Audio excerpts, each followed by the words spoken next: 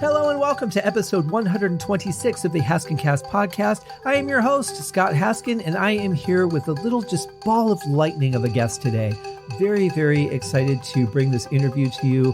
I was just talking to her about her work as an actress, and we branch into all kinds of things that I didn't expect. All these wonderful things I found out that she could do, and has just a wonderful attitude. And she's really just wanting to take things on. And I really, really admire that. I think as adults, we tend to start overthinking things. We tend to worry about the implications of things a little bit more than we probably need to. And we miss out on a lot of opportunities. Well, we don't miss out on them. We choose to miss out on them. There's a big difference. But she just takes them on. And I really, really admire that. And that's interesting, too, because it flows right into my second guest today, who does the same thing. So that will be in episode 127 that should be available by the time that you are listening to this.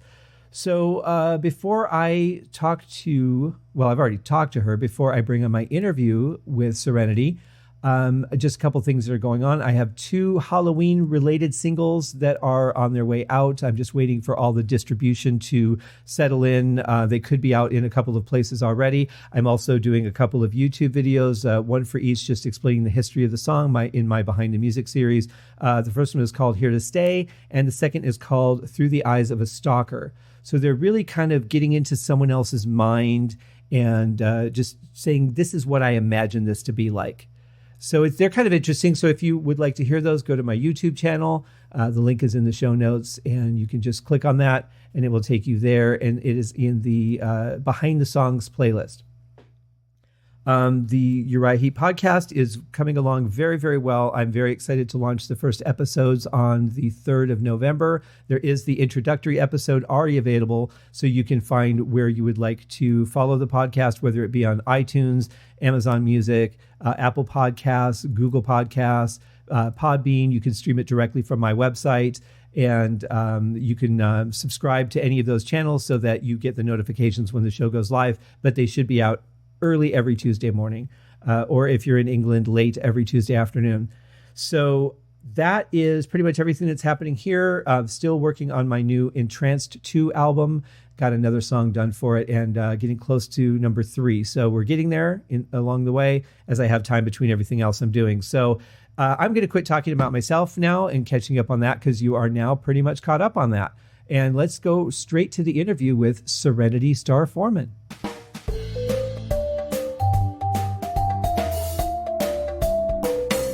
All right, ladies and gentlemen, I have a very special guest this week. I know I say that every week, but all my guests are special. But this young lady is a very phenomenal talent. And I can't even say that she's an up-and-coming talent, because she's already done a ton of stuff. Very impressive. Let's welcome her onto the show, Serenity Starr-Foreman. Serenity, how are you? I'm good. How are you? I'm doing very well, thank you. And thank you for hanging there with me through the technical problems. It's one of those rare days when you have everything lined up and then it doesn't work anyway. Yeah, I totally get that. It's all good. Yeah. So I watched Girl Wired finally this weekend, and I was really impressed with your acting in it. It was very, that must have been a tough character to play. Well, in some ways it was, because, well, the easy parts for me was all of the technical jargon that I had to talk about. Really? Actually came really easy to me, because I actually do robotics in my high school, and I also did it in my elementary school. And I went to the world championship 3 times, not to brag or anything. But so that's just stuff that I've been talking about since I think I started robotics in the 3rd grade. So it just kind of comes naturally to me, and I know what all of it means. So it was just kind of easy to talk about. Sure. Was that something that attracted you to the role? Yeah, for sure. And I also think that that's something that helped me get the role, because when I went for my callback, I think it was, I wore my Robotics World shirt and they asked about it. So I got to talk about it. And I think that they saw the connection between me and Glory and were like, she's definitely it. Wow. Was that an intentional thing? Did you do that to kind of implant that subconscious? Oh, for sure. It was intentional. Oh, good. Oh, man, I love it. It's interesting to see somebody so young speak so proficiently about anything, let alone that kind of technical jargon. And I wondered, was that something that you really had to study? But coming naturally like that, that definitely gave you an advantage over anybody else that was auditioning. Yeah. Yeah, I remember because I know the producers of it, and they just said like they just knew it was you. You were the right person for the role, and I love that. I love that. How many callbacks did you have? Was it just the one then? I think it was just the one. How did you connect with it in the first place? Well, we got the audition notice from my agent and I auditioned, and as soon as I read the audition sides, I was like, this would be really cool to do, because one of the audition sides was actually all of the technical jargon. It was one of those scenes. So that was like the easiest part of it to memorize. And then the other one was super dramatic, and it was a scene where I had to be like crying and everything. And this sounds like I'm bragging, but I totally nailed the audition. And they called me in for a callback, and I was like, if I don't get this callback, something's up. And I got the callback, I got the role. It was a total blast. And I actually brought my robot on set because I'm 99.9% sure that I had a robotics state championship the day before. It was the day before one of the set days. So I left set, I went to my competition, I got first place. Yay. And then I came and filmed. And the next day when we came and filmed, I brought my robot. And I was like, I get to go to Worlds with this robot. And I let everybody drive it. And it was so much fun. That is awesome. So this is something that you built like from scratch? Yeah. So I did Vex IQ for 4 years, which was 3rd, 4th, 5th, and 6th grade. And for 4th, 5th, and 6th, I actually went to the World Championship. And each year there was a different competition. There was a different challenge. So we had to rebuild our robot every year to complete the challenge/task. And every year, just because my coaches wanted to challenge me, funny enough, the school coaches were actually my parents, but for completely unrelated reasons. And we would change partners every year. So I was always working with somebody different. When we switched team members, it was more to like keep it fair so that parents weren't like, well, this team does really good, so they're getting special advantages. Like, it wasn't like that. It was, if one team does good one year, we're going to switch all of the partners around so there's no advantage. I gotcha. Well, that's good for you too, though, because it gives you the opportunity to work with different people and you can learn different things from different people. You're also challenged because you have to build a new relationship in the midst of the project.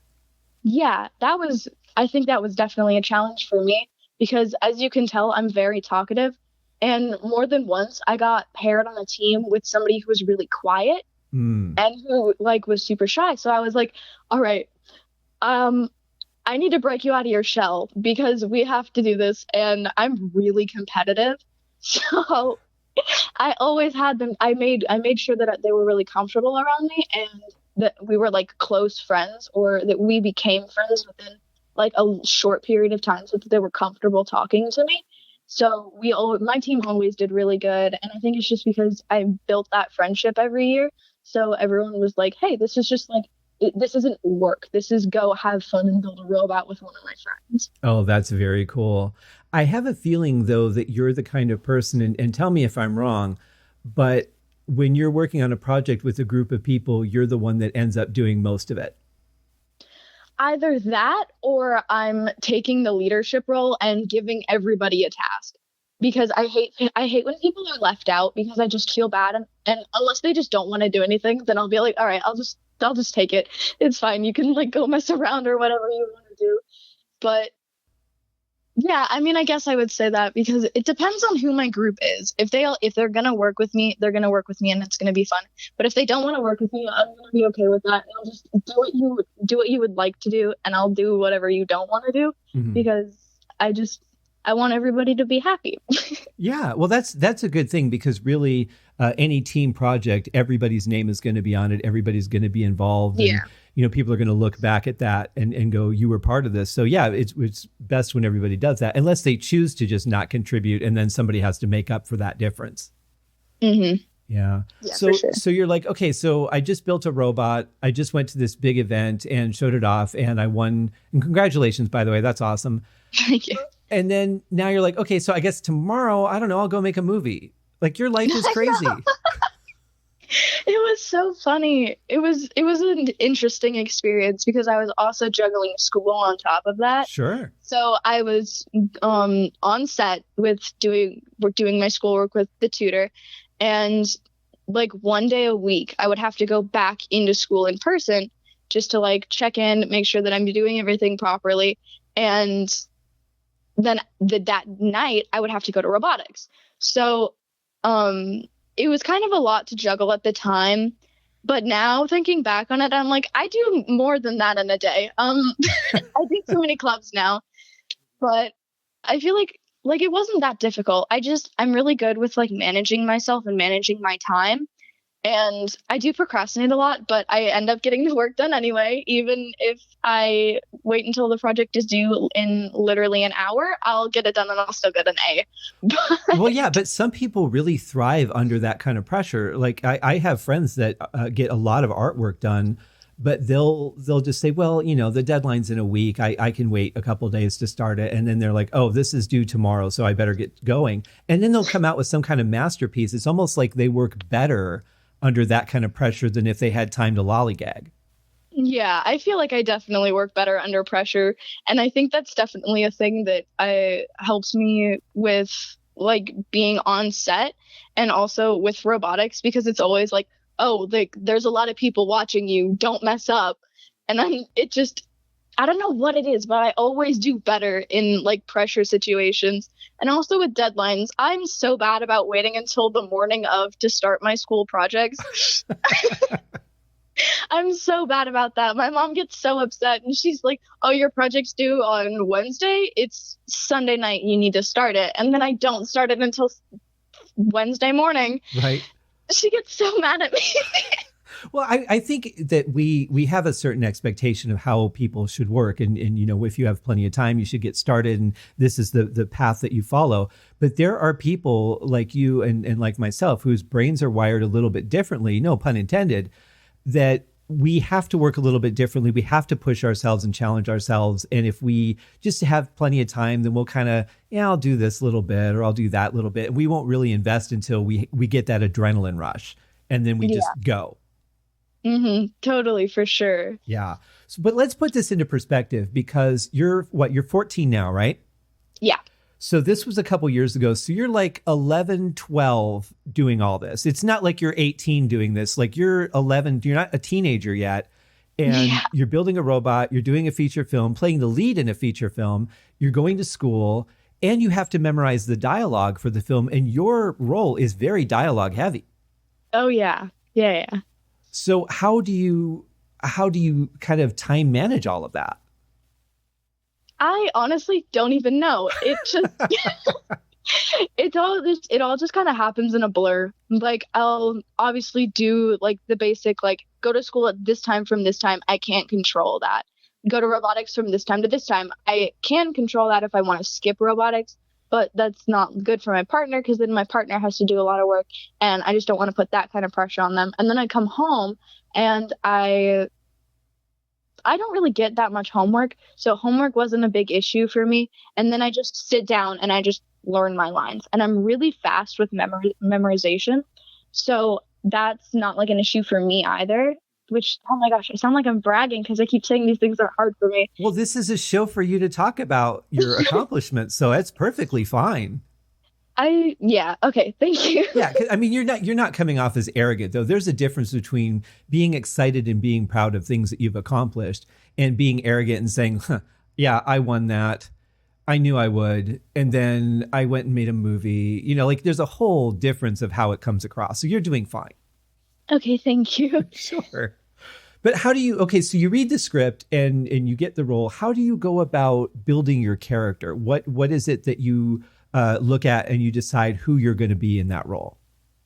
Well, the first thing that I usually do is like read through the whole script and see if I can like pull things out of like specific scenes that say they can tell me a little bit more about this character. Like, even if it's a little detail, like they shift to one leg, that's going to tell me that in this situation, the person is a little bit awkward or uncomfortable. So then I go off of that and I read the whole scene and I think about, like, okay, who is this character? What is their name?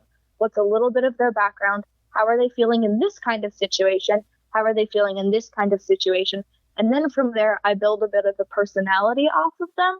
And then as much as I try to, as much as possible, incorporate it into my personality, like who I am right now, so that it's going to be easier for me to be like, okay, like in this kind of situation, I would normally react like that anyway. So, and if it's not like that, I just get into the mindset of this character. I am this character at this moment. I'm not me. I don't know who me is anymore. I am this character. And that was one thing that I kind of struggled with in the scenes. Like in the movie, I am an orphan and I live with my grandfather. So the scenes that are like kind of highlighting that, it was a little bit difficult for me because like I obviously live with my two parents and my brother. So I was like, oh, okay, like this isn't me. Like, how do I work with this and react to this? So I just have to like think about things in a different point of view because I'm so used to just being like, oh, this is like how my life is.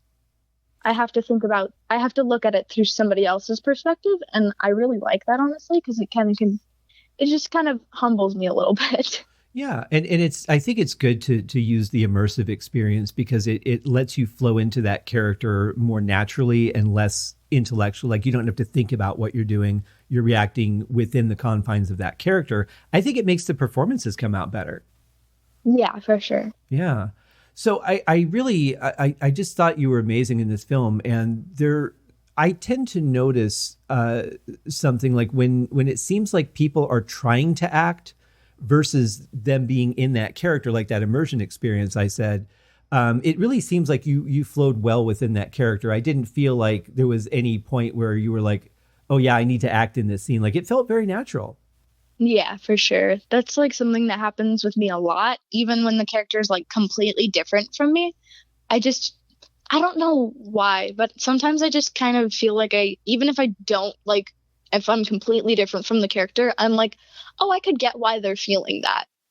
And like, I felt that way before, but in different situations. So I pull that feeling from a different situation and I kind of substitute it in for that situation. And it helps me a lot. Yeah, that's a really interesting idea. You know, being able to empathize with somebody who isn't you or wouldn't take the action that you do, but being able to identify with, okay, I get why you would do that. So now I can play that because I can see through your eyes a little bit. Mm-hmm. That's very cool. I like that. Now, so you said that you got this through your agent. So you already had an agent at 11, which is really cool.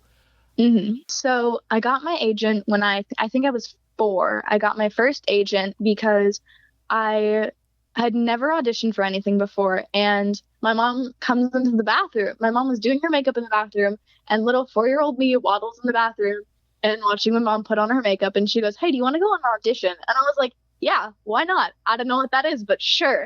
So I go into this audition for this movie, not knowing a single thing. I think I was the only one there who didn't have any experience or didn't even have an agent. And I'm pretty sure that for most of the audition, I wasn't listening and I was singing Jingle Bells, Batman Smells, Robin Laid an Egg. And I think they called my mom back and said, yeah, she got the role. So we did filming in Arizona. We also filmed a little bit of this movie in Topanga Beach and in Malibu. And sadly, the movie never came out. I don't know what happened with it. Something happened during post-production and then just nothing came of it. Oh, but came to my agent and my mom was like, hey, she's 4. She has this movie that she just did. Do you want to represent her? And I had blonde hair, a bob and bangs. I was really short. I had a gap in my teeth. And they were like, yeah, let's get her. And after that, it just kind of spiraled and went into this thing that I love and live for, basically. Well, let's just interject right here and say that song that you were singing, that's a classic. I mean, what who wouldn't want to be like, I want to work with her just because she's singing that song alone? It was like in the middle of August or something too. I hadn't even started kindergarten. But I like how fearless you were in it. You're like, you didn't shy away from the opportunity. You just said, I don't know what that is, but sure, if you think it'd be fun, let's just do it. I still do that now. I don't think things through. I just do them if they seem fun. I'm like, all right, let's go. Let's do this thing. Well, I think there's something to be said for that, because there's that point in most people's lives where they all of a sudden just flip a switch and they start overthinking things a little bit. If I audition for this and if I get it, then I'm going to have to arrange a schedule. And they start finding every reason not to do it. So yeah. I like that, like, stay in that as long as you can for the rest of your life. Go about it intelligently. Don't be like, oh yeah, jumping off a cliff, that sounds like fun. But yeah, but keep that attitude, because that, I think, really opens a lot of doors. It's very obvious when you're looking at a room full of people that are auditioning for something, and you can tell by their body language who's up for whatever and who's just like, okay, I just got to get through the audition and then I'll be fine. And like, you can sense that kind of fear on them. Yeah, for sure. So keep that up. That's awesome. Now you've done some Broadway theater too, in the Arizona Broadway Theater. How do you like the stage versus the screen? They're two completely different experiences, and I honestly enjoyed both so much. And the funny thing is, with the Arizona Broadway Theater, my mom submitted me while I was in the middle of a school day. She didn't even know that it was a musical. So, no offense, Mom, but kind of bad research on your end. She's sitting in front of me laughing. I won't tell her. But they said, yeah, let's audition for her. And we were like, I don't know what we're going to sing. So we went to this local music studio. And I went into, they told me that I should sing Part of Your World from The Little Mermaid. So I did. And they were like, yeah, she's it. She'll play young Cosette in Les Mis here, which was a solo. First time I had done musical theater, there was probably 500, 600 people in the audience. I went up on stage and I sang my little solo with my little wig and my little broom. And then I walked off and I was like, that was cool. Nice. Did it help you to be in a costume, though, to kind of like be outside of yourself and be playing a character? Does that help performing in front of people, or does that bother you at all? I don't think it makes a difference for me, because I am a really talkative and energetic person. No. And I do a lot of, who would have thought? Right. So I enjoy public speaking, and I don't think I get nervous when I'm talking in front of a bunch of people. So singing in front of a bunch of people didn't seem that different for me. And I think I did 22 performances on school nights, staying until midnight, and then an hour drive home, going to school the next morning. And I didn't think anything of it. I would take a nap right after school. I don't know how I took so many naps. I cannot take naps anymore, but never underestimate the power of a 5 or 10 minute power nap. For real. Never underestimate that. They're amazing. I love small naps. I only take small naps after I've pulled all-nighters, and then I just can't fall asleep in the middle of the day. Right. I tried to do this thing when I lived in LA where I slept 15 minutes every 2 hours. And it works. It works if that's all you ever have to do. Like, if you don't have to go out and do anything that's going to be longer than an hour and a half, you could be back home to stay on your sleep schedule, you're fine. You get off of that to go to a movie, and it just messes you up. So then I thought, I'll try 30 minutes every 4 hours. Mm-hmm. And that worked better. But then I would have some red carpet event or something to go to, and it would be 8 hours long. And I'm like, now I'm messed up again. And those things really don't work unless you can tailor your entire life around it. But if you're tired and you can grab 5 or 10 minutes and just immediately fall into a deep sleep, and you wake up, it's amazing how much further you can go on that. Yeah, for sure. Yeah. I think it's cool that you got a singing role too, because had you been working as a singer or practicing as a singer before that? Nope. Just little me, just running around my house, just singing at the top of my lungs. This is so cool. I love this. I love how just fearless and go for it you are. Yeah, I'm still like that today. And I think that's how most of my opportunities come for me. I get most of my opportunities. What? That didn't make sense. Hold on. Let me just, brain not working. I spend most of my life like that at this point. But definitely that kind of mentality has gotten me really far because I'll just like see an opportunity and be like, hey, that sounds like fun. I have 400 other commitments right now, but that sounds fun. And then I'll go do it. And then I'll work out the logistics later on and it all works out fine. And instead of sitting there and thinking, okay, I could join this club at school, but I already have these other 2 clubs that meet at the same time. Instead of thinking through that, I'm like, oh, okay, I'll join this club. I have 2 other clubs going at the same time. I'll just alternate days. And I don't really think things through that much, but more often than not, it's kind of a good choice, or it is a good choice in general. So, but you find a way to make it work. Like whatever you've done to yourself, whatever corner you've painted yourself into, you'll just find a way to get out of it without messing up the walls. For sure. Yeah, that's awesome. And I think too, and this might be more of like a quantum mechanics type of thought, but it seems to me that people who are like you and they have an open mind, they're excited about things, they want to do different things all the time. Like you'll just naturally connect with more opportunities just because you're so open to that and excited for it.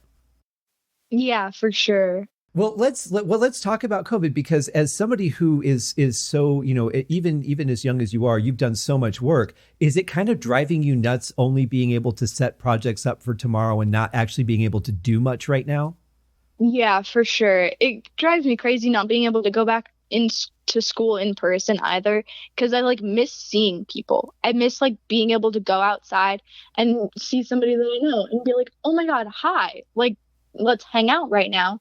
Or even being able to go on set, because being on set is like a surreal experience every time.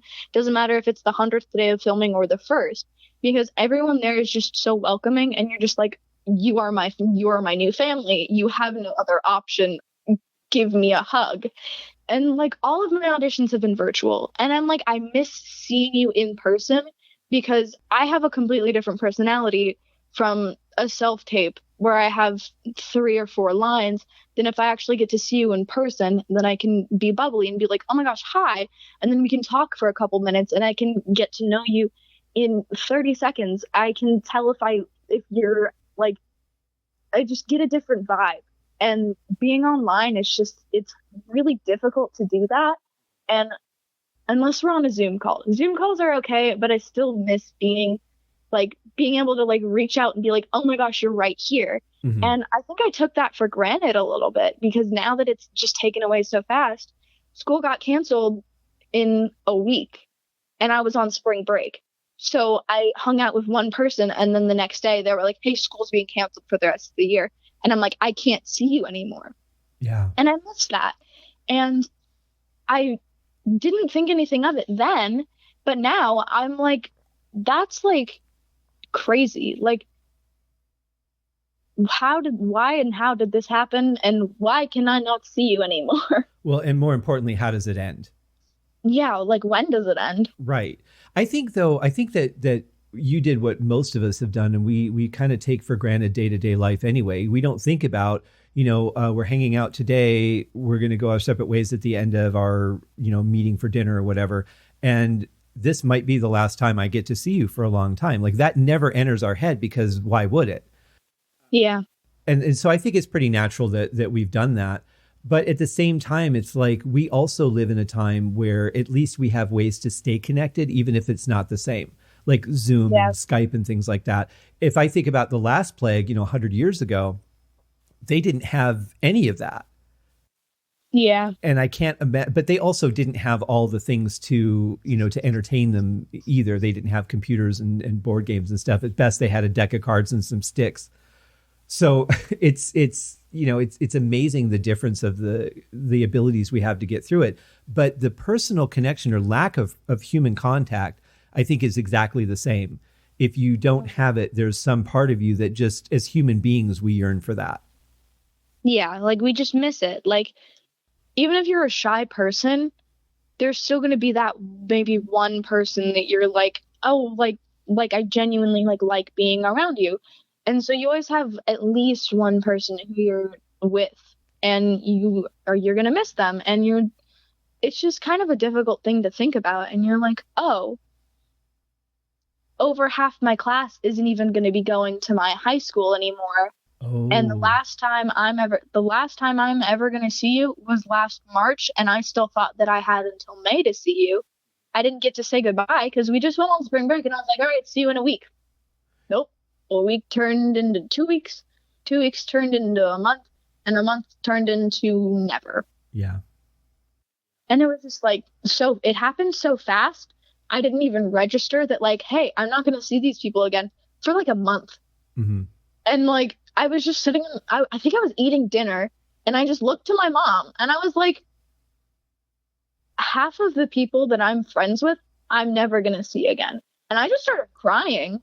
And my mom was like, are you okay? And I was like, no, because it was just like, it all just kind of like happened at once, it feels like, even though it didn't. It happened kind of spread out.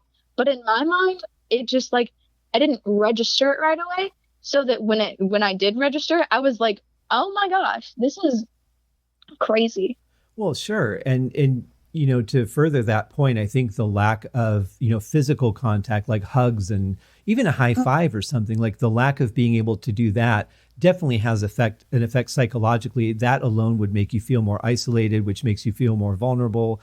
And having no idea how or when this ends, it just like all compiles on itself. And then when you add wow, there's all these people that I'm used to seeing 5 days a week, and half of them I'm never going to see again, that's really a lot to ingest. Yeah. I went 6 months without seeing my best friend, and then I saw her again, and the first thing I did was hug her. Mm-hmm. Because it had been like, she was the last person that I hung out with before quarantine started, and then everyone was like, okay, stay home, please. So it was like, oh my goodness, okay, let me just wait 6 months before I can give you a hug again, or reach out and you're right there, and I can hug you, and I can give you a high five, I can give you a fist bump, or I can laugh with you in person. Mm-hmm. Because there's something different about being on FaceTime or texting someone, because you can still talk to them, but it's just different because you can't reach out and touch them, and you can't high five them when they make a good joke, or it's just weird. Well, and typically, you know, I don't know how it works with your group of friends, but, you know, typically the last thing you do when you hang out with somebody is you hug them and then you go your separate ways. Mm-hmm. There's a big difference between that and ending a Zoom call and then you're just sitting there. Like you had a connection with them, but you didn't have that connection with them. Yeah. You know? For sure. But I would think that would carry over to the auditions too. Even doing an audition through like a live Zoom call versus a pre-taped, there is really something to be said for at least meeting somebody one time, shaking their hand, getting to know what their actual energy is versus the way it appears in other areas like a Zoom call or a phone call. There's really something to be said for that. So I think that it would be hard to judge people, I think, auditioning without having that, as well as you judging whether you'd want to work with them. Yeah, for sure. It's like weird because like I'm going to work with you either way, but I'm going to have more fun if you're fun with me. Right. And like I'll enjoy the experience if you're going to be like quiet or however you want to be. I'm going to have fun because I just like filming and I like being on set and whatever, but it's just going to be like more fun and it's going to feel just a little bit less like work if I can go and if you're going to joke with me and have fun with me. So that's something that you kind of can't really prepare for anymore because before you could go into an audition and right away you can feel that they're like happy to be here. They're happy to see you. You're happy to be there. You're happy to see them. And it's just kind of like a little click. And you're like, hey, I genuinely like this person. And now it's like, here's my audition tape. Here's how I'm going to greet you. I don't know who you are. I don't know what you look like. I don't know anything. If I even see you, I see your eyes and your forehead. I can't see if you're smiling at me. And it's just like, I can't feel your vibe. Yeah. Yeah, that's it. And there's times I'm sure when you've picked up the phone and called like a business or something, and the person answers and they're like, welcome to blah blah blah. How can I help you? And you're like, hi, how's it going? I just had a quick question for you. And like you can feel whether they perk up or not. Yeah, and it's so much easier to do that in person, and that could really change an audition. Yeah, for sure. You set their mood. But as if all these things that you've done weren't enough, you've done some pretty cool commercials too. Yeah, I really like doing commercials too because they're real quick, they're easy, and then you're done and then you can move on. Mm-hmm. So I've done national and regional commercials. I did a Camping World commercial, which was a national commercial. And every time it would air and anytime anybody that I knew would see it, they would call my mom because I didn't have a phone yet. They would call my mom and be like, I just saw Serenity on TV. And it was just like a thing every single time. And every time it came up on our TV, my mom would make my dad pause the TV. She would go get her phone. She would record it. And then she would like pan over to me standing there. And then I'd be like, yeah, let's go. This is cool. And I'd be like, that's me on TV. But how do you feel when you see yourself? Are you the kind of person that can watch your work and be okay with it? Or are you like, I don't want to see anything I've done?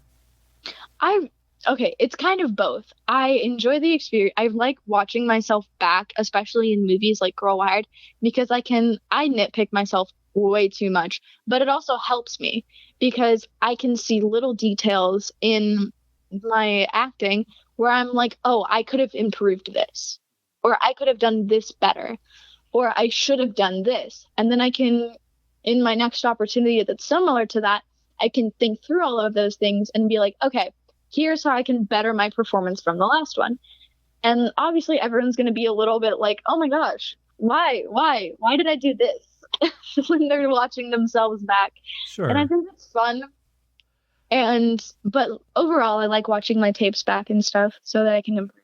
I think it's a very healthy thing to want to improve and to be able to look at yourself, as long as you're not beating yourself up over what you've done. Like this was a couple years ago. So when you look back at it, you can say, okay, here's something I can improve on, but you can't beat yourself up as to why you did it the way you did at the time, because you were where you were at the time. Mm-hmm, sure. I try to do that with music too. When I look back on something I've written, I'm like, okay, this is a horrible song. I can't believe I wrote it.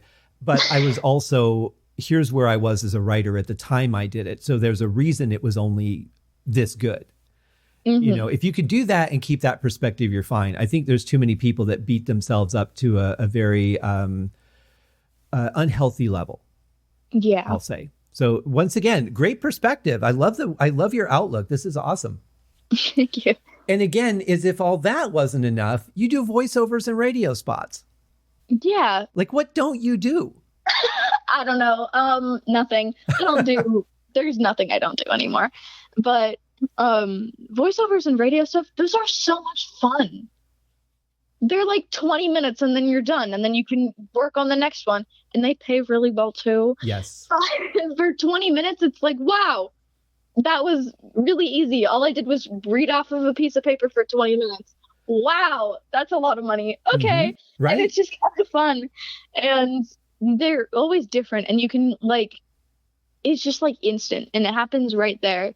And you don't have to wait on a bunch of people, because it's just you in the studio, mm-hmm. and then the people who are outside, and they're like, hey, use a little bit more, I can't think of the word. Be a little more excited in this take, or and put a little bit more emphasis on this word, and maybe a little bit on this word. So you just kind of instant feedback so that they get what they were looking for specifically, and it's just faster. So yeah, I really had to kind of do all of it, and it's a lot of fun to do too. I've always wanted to voice a video game character. That would be so cool. I think it would. I think for sure, because you could really open up. You don't have to worry about the visual.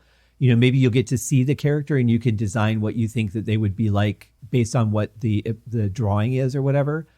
I think that would just be a blast, because you would really have a lot of creative freedom for something like that. And I think that you having something that gives you a lot of creative freedom could really come out amazing. Mm-hmm.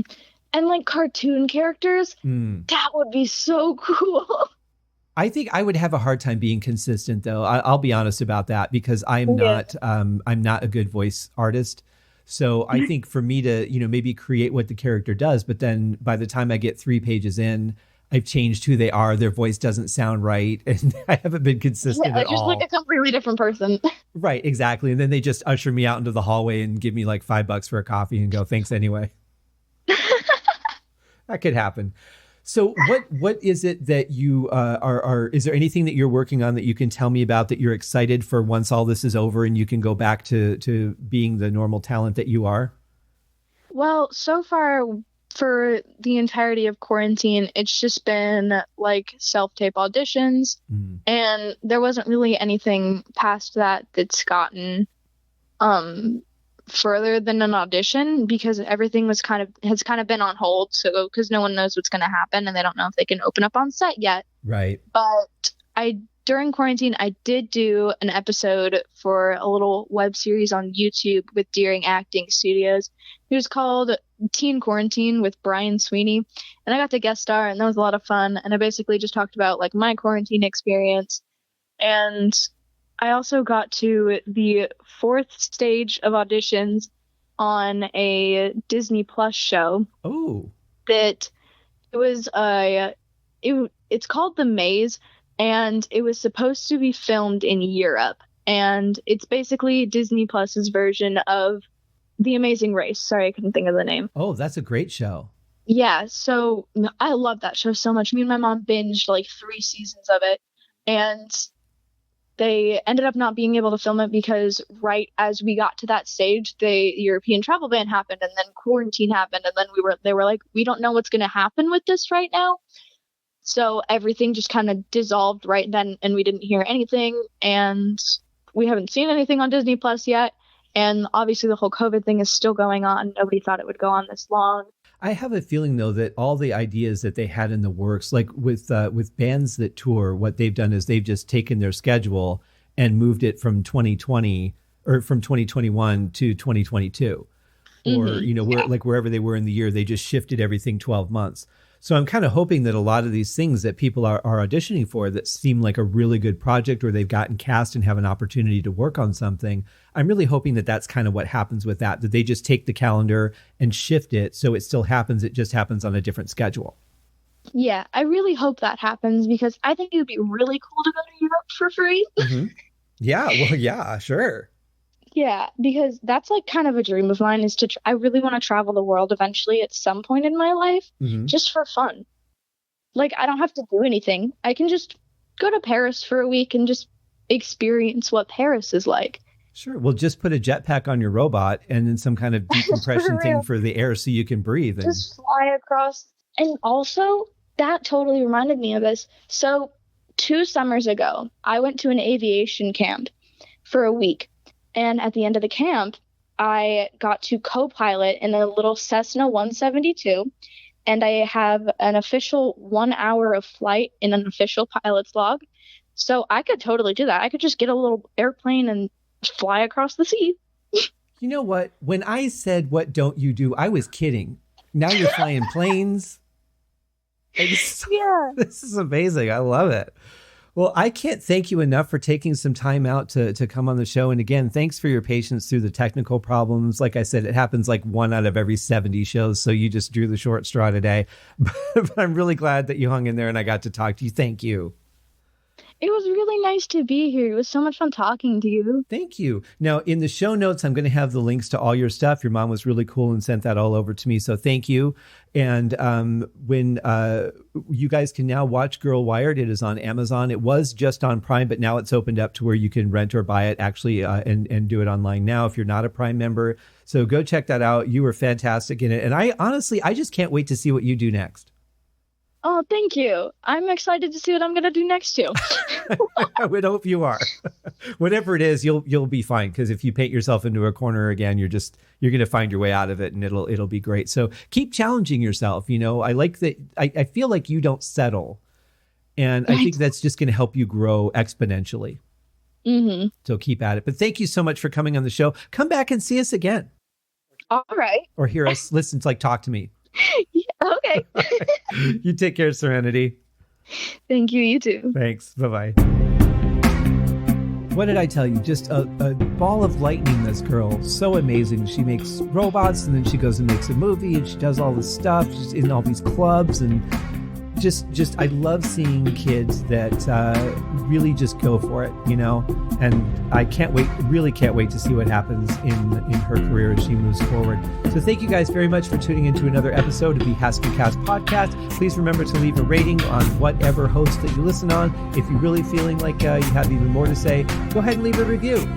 And if you have any questions, guest suggestions, anything like that, feel free to go ahead and write me at scott@scotthaskin.com. And I look forward to hearing from all of you. And right now, the next episode should be ready. So go ahead and go to episode 127, where I talk to Russell Gilbrook, the drummer of Uriah Heep. Cheers, guys.